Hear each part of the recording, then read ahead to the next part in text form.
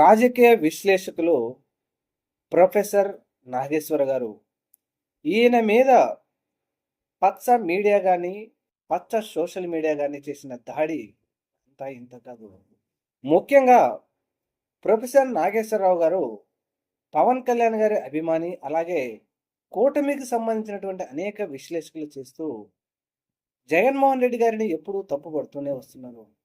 కాకపోతే మొన్న ఢిల్లీలో జరిగిన విషయం ఇది అంటూ ఆయన ఒక విశ్లేషణ చేస్తే దాని మీద జనసేన పార్టీ కేసు పెట్టడం, అలాగే విపరీతంగా సోషల్ మీడియాలో ఆయనను దూషించడం జరిగింది. అయితే వీటన్నిటికీ ఆయన భయపడి తన వ్యాఖ్యలను వెనక్కి తీసుకున్నప్పటికీ కొన్ని సంచలనమైన వ్యాఖ్యలే చేశారు. ప్రధానమంత్రి నరేంద్ర మోడీ పేటీఎం బ్యాచ్ ఇంటికి వచ్చారా? నన్ను పేటీఎం పేటీఎం అంటున్నారు. మరి పేటీఎం బ్యాచ్‌కే ఇంటికి వచ్చారా? తెలంగాణలో మరి అతిపెద్ద బీజేపీ నాయకులు లేరా? అంటూ ఒక బాంబునేసి పేల్చారు ప్రొఫెసర్ నాగేశ్వరరావు గారు.